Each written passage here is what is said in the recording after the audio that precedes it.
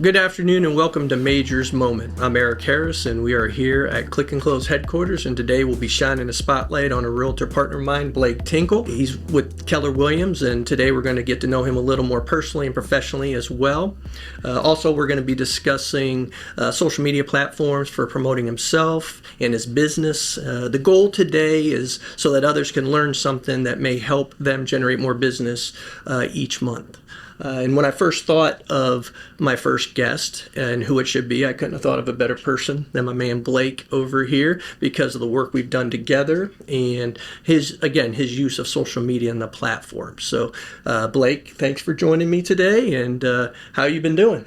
Man, thanks for having me on. Been doing well. It's been a busy start to the year, which is always a blessing, right? Keeps things fun, keeps me out of trouble. Okay. But no, man, things have been going great. I'm just excited to be here. Thank you for having me on. Yeah, no, my pleasure. So the first thing, everybody wants to know is a little bit about your personal story of becoming a realtor. How long have you been a realtor, and what have you been doing each day that has allowed you to be successful through these last couple years when it's been a little tougher for everybody? Man, so my story probably looks a little bit different than a lot of agents. Maybe a pool of agents would have a similar story. I actually started out as an apartment locator. Mm-hmm. So I've been licensed now 8 years, which reminds me I need to renew my license this month. It's good through the end of this month, so got to do that. Mm-hmm. But started out as an apartment locator after being laid off from my first job. So came down, moved after college. 6 weeks into the new job, was in consulting, got laid off. Ooh. And that was a big blow. Right. But then went to this open interview with this startup company called Smart City Apartment Locating, and fell in love with the culture. Started in an admin role, got my license, became an apartment locator. So as my clients were growing and starting to buy homes, instead of referring them out, I was like, man, I need to grow with my client. Mm-hmm. We found 2-3 apartments together. They're moving on to their next chapter of life, and I'm still here focusing just on the apartments. I need to grow with them and be able to help them usher in these new chapters as well. So, and that's where I met you first. When we first started together, you were at Smart City Realty. Yes, sir. When we had come in and met the team and everything. Yeah, man, it's been you got in on the ground floor, kind of grown together. Yep, and that. Again, with the last couple of years, right, this industry has been a little topsy-turvy for everybody. We've lost some realtors, we lost some loan officers, unfortunately, due to rates and just due to the market. Is there anything special you've been doing in these last couple of years that's kind of helped keep you going, being successful? Man, I'd say the biggest thing is just consistency and staying focused. Because the biggest thing about this job that I would say to anybody that's thinking about getting into it is, man, if mom's not going to be there to wake you up or tell you what to do, or you don't have with this industry. I think one of the blessings with it is that you don't have a manager that's just breathing down your neck telling you what to do.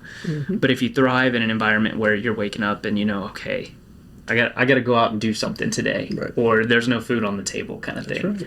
Right. So it's consistently staying in touch with my people, even if we're not talking about real estate. It's just circling back. Hey, how are things going? Last time we connected, you mentioned this was going on. Did you get that promotion? What's been going on? And just staying top of mind that way has been really the key to staying in business and being successful. Is just staying in relationship with people. That's awesome. Yeah. So one of the big things that nowadays, with the technology and everything, we have all these social media platforms, and I see you on, your Facebook Reels, I see your Instagram stuff, and you're pretty consistent. I know we've talked and you said I can need to be more consistent, but you do pretty good. You're on there, I see about every day. Thanks, tell me a little bit about that. How has that helped? Has that been something that's helped kind of give you more out there and noticed? Absolutely. Social media has been a fun outlet, and the best way to describe it from a business perspective would be that it's like your digital resume. It is a way for somebody who may not know me from Adam to get to know a little bit of my personality from the videos that I do, throwing in some humor and some wit, how I market my listings. So it's a good way to help people get to know me. Mm-hmm. And what I've focused on here most recently has been a bit more of connection over content. Mm-hmm. So, I love cars. I love working out. And if I can find other people in Dallas that seem like they have the same interests and we find in common ground. That's just another way to build a friendship there that when the time comes, maybe they have some real estate needs. Right. We've already got a friendship in place. So it's been cool using that as a connection tool. Right. What's our favorite place to go to with the cars? Oh, the shop club. Yeah. That's it. They should charge me rent there, brother. Like I am there all the time. Mm-hmm. For those who don't know, it's this, garage full of exotic cars where people can hold them. It's like a country club for car people, is how I describe it. I think we brought you there. Yeah. As our first, in one of our meetings, we took you there. That was the first big meeting that we had. Yeah, man. And I was hooked. Yeah, from that place then on. is awesome. Yeah. You can get work done there and look at the beautiful cars. Which is really great cool. eye candy. So share one thing, maybe or two things for somebody out there watching, realtors, young realtors, old realtors, that may be wanting to use that social media. What would be the, one good piece of advice you'd give them, to where it would help them? Yeah. Right? Man, I would say there's so many facets to ways to answer this question, right. But the biggest thing is think about who your audience is and who you're talking to, and really focus your messaging on that person. Okay. Because if you're too general, nobody hears it. Right. So focus on who you're talking to. And the biggest thing, it's like working out, man. Get the reps in. Get in front of the camera. See if you like looking at the camera head on if you're doing some talking videos, or do you do a little bit better, almost like somebody's there and you're looking more at an angle. Got it. Just getting comfortable kind of having that flowing conversational tone, and then you'll find your own style and what you're comfortable with, and that confidence is going to come through on the camera. Okay. And I'll kind of add to that, maybe we can length. Right, we're in this microwave society where we want everything in small doses. Right, having the attention span of gnats. Right, yeah, exactly. So, what would you say a good time frame would be if I'm doing a little message to people, on a reel? What would be a good time frame, to get that message across? But so not be too long.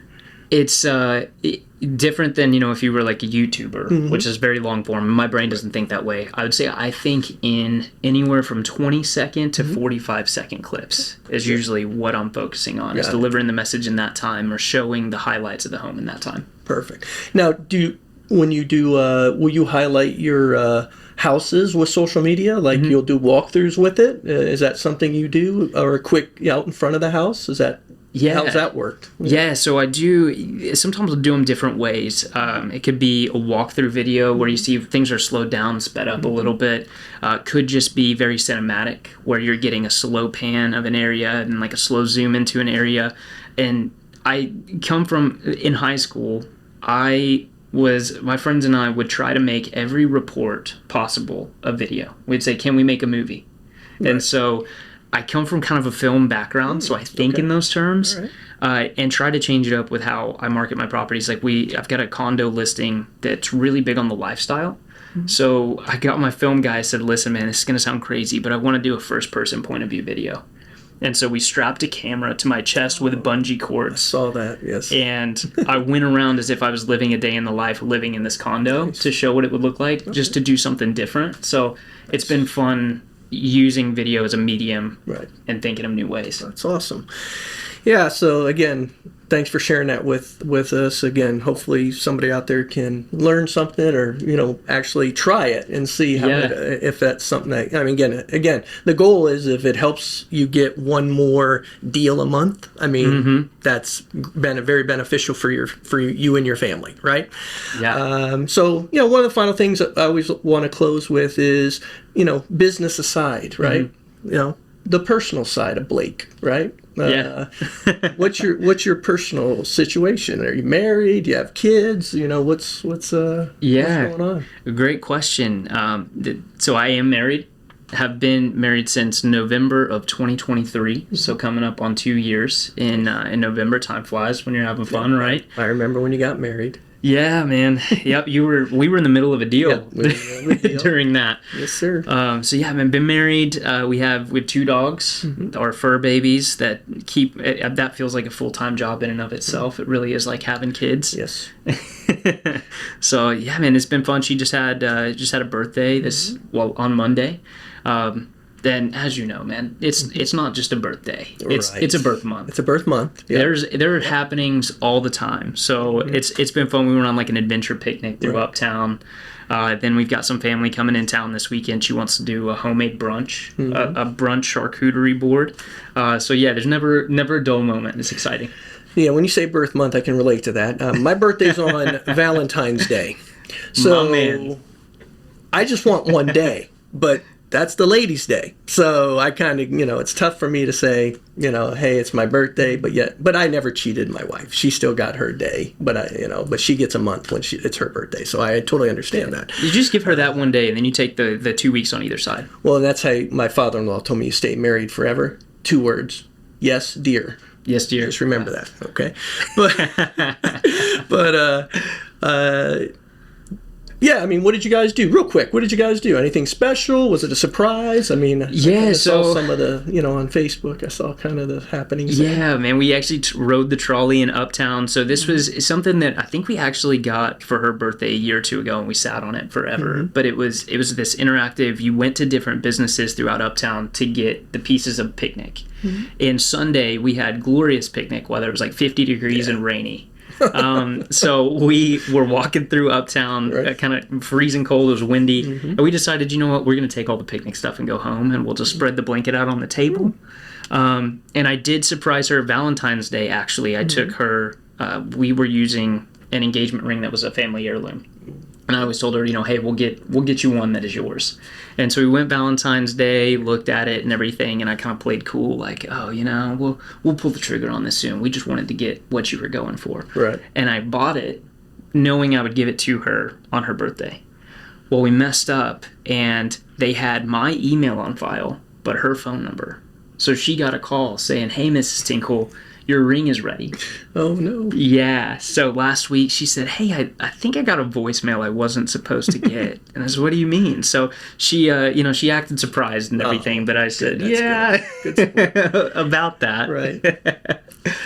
Well, the final thing I always want to close with and ask, our realtor friends is, if you went back into a time machine or had a time machine and could go back in time, why did you pick being a realtor? Like, what was that allure? Ooh. So apart from, kind of falling into it by accident and then growing with my clients, I think if I was going back and really looking at the why, I majored in entrepreneurship in college and have always been passionate about, having my own business. And instead of, I don't say this negatively, but instead of being, a cog in a machine, like, what does it look like having my own machine? And real estate, in college, I would have laughed saying, you think I'm going to be in real estate? And here I am, man. I love it. I think it's the drive. It's the, getting to put forth your own ambition, and the better person that you become, the better asset you are to your clients. And I think if I had to put a reasoning behind it, that would be why. Yeah, that's awesome. Well, I want to thank you for being with us today. Yeah, man. Thank you for having me on. And, again, I'd love to have you back in the future, to maybe tackle some other topics in the industry. Yes, sir. But like I said, I appreciate being here, and, have a great week. And everybody out there, you guys have a great week and find your major moment.